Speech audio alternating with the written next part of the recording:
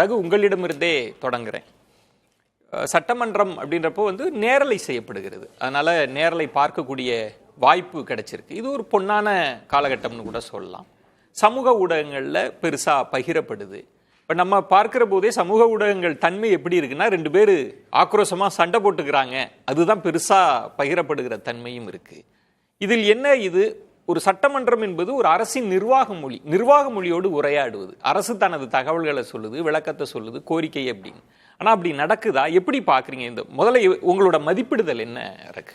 First of all Vijayan இந்த சட்டமன்ற நிகழ்வை நேரலையாக ஒளிபரப்புறதுக்கு பாராட்டு. இது ஒரு பெரிய ஒரு முன்னெடுப்பு. இதை நம்ம பிரைஸ் பண்ணியே ஆகணும். இது வரைக்கும் நடந்துகிட்டு இருக்கு. நல்லதோ கெட்டதோ அட் த அவுட் சைட் இதை நான் வரவேற்கிறேன். இது தொடரணும்.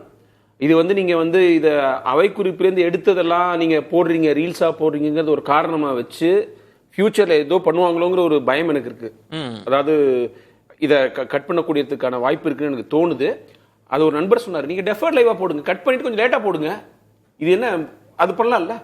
நீங்க எக்ஸ்பென்ஸ் பண்ற ரிமார்க்ஸை எடிட் அவுட் பண்ணிட்டு கூட நீங்க அதுக்கப்புறம் கூட போடலாம். நீங்க தேவையே இல்ல ரகு. பார்லிமெண்ட் இப்படிதான் பல வருஷமா இல்ல, நான் சொல்றேன் அது ஒரு காரணமா இல்ல, அது பரவிடுது, பொய் செய்தி பரவிடுது, அவதூறு பரவிடுது, நாங்க பதில் சொல்றதுக்கு முன்னாடி கட் பண்ணி போட்டுறாங்கன்னு ஒரு பேச்சு வந்ததுன்னு வச்சுங்களேன். அந்த மாதிரி ஆளுங்கட்சி கூட எதிர்காலத்துல ஃபேஸ் பண்ணலாம். எதிர்கட்சி ஒரு அபாண்டமான சில நேரங்கள்ல லைவ் ஒரு 30 நிமிஷம் டிலேல பண்ணுங்களேன், எடிட் அவுட் பண்ணி நீங்க அனுப்புங்களேன். சுட சுட பார்த்து என்ன போகுது. சரி, நீங்க அந்த எக்ஸ்பென்ஸ் பண்ண ரிமார்க்ஸ் கட் பண்ணிட்டு போடலாம் அப்படிங்கிறது ஒரு சஜஷன். அப்புறம் இன்னைக்கு பிரேமலதா ரொம்ப சிறப்பா பேசினாங்க. அதாவது சட்டமன்றமா சண்டை மன்றமா இந்த 2 நாளா நடக்கிறத மக்கள் ரசிக்கல. உண்மை அது.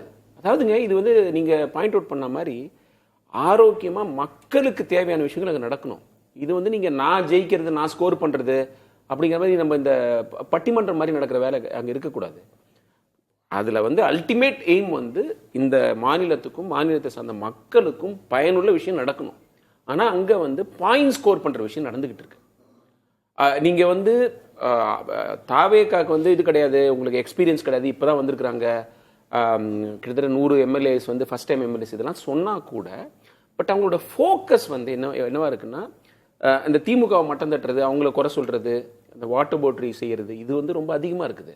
அப்புறம் பர்சனலா தேவையில்லாம அட்டாக் பண்றது, அப்புறம் நீங்க டைவர்ட் பண்றது, கேட்ட கேள்விக்கு பளிச்சுன்னு பதில் சொல்லாம எங்கெங்கயோ போறது.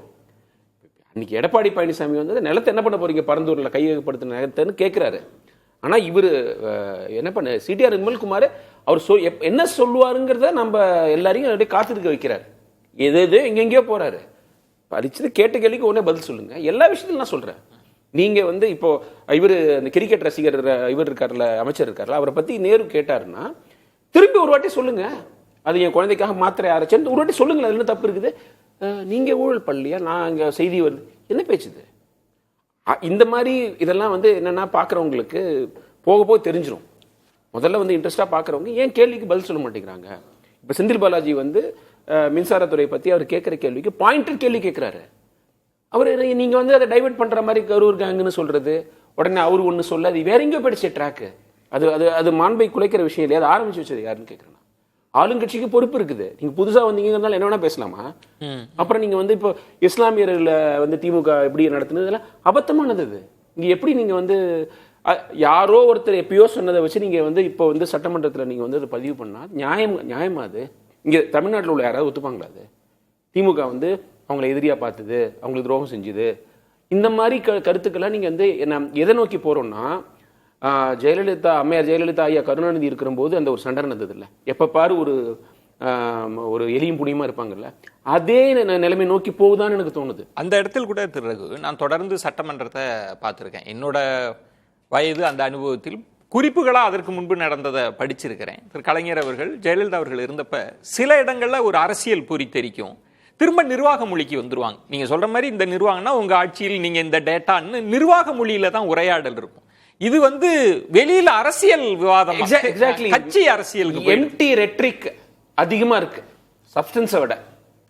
இது ஒரு கோல்டன் ஆப்பர்ச்சுனிட்டி. அதை பயன்படுத்தி நீங்க மக்களுக்கான பிரச்சனைகளை நீங்க விவாதிக்கணும். பிரேமலதா ரொம்ப கரெக்டா சொன்னாங்க. அது எல்லாரும் ப்ரிப்பேர் பண்ணிட்டு வராங்க, எல்லாருக்கும் பேசுறதுக்கு இருக்கு. நீங்க இந்த பர்சனல் அட்டாக்லயே நீங்க இது, அதாவது சில சமயத்துல இது என்னமோ சிடிஆர் நிர்மல்குமாருக்கும் ஆதவ அர்ஜுனாவுக்கும் வெர்சஸ் டிஎம்கே அப்படிங்கிற மாதிரி தான் இருக்குது.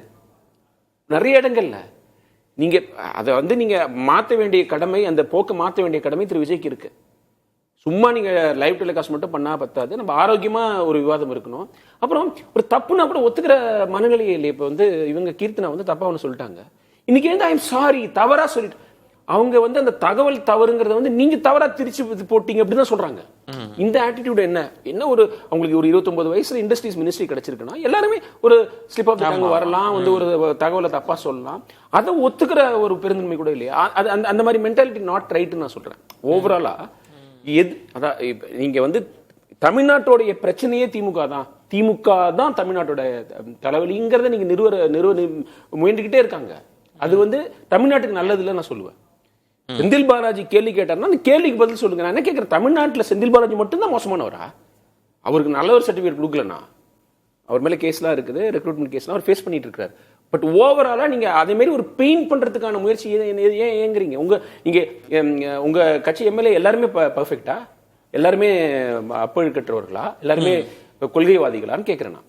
இந்த மாதிரி ஒரு சூழ்நிலை நிலவுது. அப்புறம் வந்து இப்போ நீங்க வந்து ஒண்ணுமே இல்லாம காலேஜ் ஆரம்பிச்சிட்டாங்க அதெல்லாம் சொல்றாங்க. நான் என்ன கேட்கிறேன், ஒருத்தர் மேல ஒரு குற்றச்சாட்டு வந்துன்னா அதை நீங்க நிரூபிக்க வேண்டியது உங்களோட வேலை.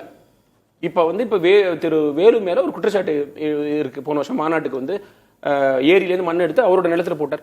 அதை ப்ரூவ் பண்ணி இனிமே எந்த அரசியல்வாதியும் பொது சொத்துல கை வைக்க கூடாது, தனக்கு ஒரு லாபத்தை தேடிக்க கூடாதுங்கிற ஒரு நிலைமை ஏற்படுத்துங்க. அதுதான் மக்களுக்கு தேவை. நீங்க சொல்வது மாதிரி நீங்க சட்டமன்றத்திற்குள்ள பேசுறீங்க, அரசு இயந்திரம் உங்களுக்கு இருக்கு, தவறு செஞ்சிருந்தா எல்லா கோப்புகளும் உங்கள்கிட்ட இருக்கும், தூக்கி போட்டு நீங்க கொள்கை முடிவு. கில்லி சரத் வந்து நேருவை குறை சொன்னார்ல, ரெக்ரூட்மெண்ட்ல லஞ்சம், அது இடி கேஸ் இருக்குது. அதுக்கப்புறம் வந்து அவரு அங்க கான்ட்ராக்ட்ல வந்து லஞ்சம் ப்ரூவ் பண்ணுங்க. நீங்க தான் ஆட்சியில் இருக்கிறீங்க, எங்களுக்கு தேவை அதுதான். நீங்க அது பண்ணீங்களா, நீங்க இது பண்ணீங்களா, தலித்துக்கு நீங்க அது பண்ணீங்க. நான் என்ன கேட்கிறேன், இப்ப நீங்க வந்து நீங்க ஆட்சிக்கு வந்துட்டீங்க, 8 பட்டியலினத்தை சேர்ந்தவங்க இந்த மினிஸ்டர் இருக்காங்க, இவ்வளோ பிரச்சனைகள், கொடுமைகள், வன்கொடுமைகள் வந்து தலித் மக்கள் போயிட்டு இருக்கு. அது நிறுத்துங்க. இல்லைன்னா அது ஒரு டோக்கனிசம் ஆயிடும். அவங்க கொடுக்காத நாங்க கொடுத்தோம், நீங்க என்னத்தை கொடுத்தீங்க, நீங்க என்னத்தை கொடுத்தீங்கன்னு பேசுறது விட்டு நாங்க இது பண்ணிருக்கோம்னு சொல்றதுக்கான வேலையை நீங்க செய்யுங்க. ஏன்னா இது மேபி ஒரு ஹனிமூன் பீரியட் வச்சுங்க, இந்த ஃபர்ஸ்ட் அசெம்பிளி செஷன் அடுத்ததுல இந்த மாதிரி நீங்க வந்து வெறும் குற்றச்சாட்டே சொல்லிட்டு இருந்தாங்கன்னா மக்கள் கடுப்பாயிடுவாங்க. நீங்களே கட் பண்ண வேண்டி வந்துடும். நீங்களேனா டிவிக்கே கட் பண்ண வேண்டி வந்துடும். இனிமே சப்ஸ்டன்ஸ் தான் வந்து மக்கள் எதிர்பார்ப்பாங்க.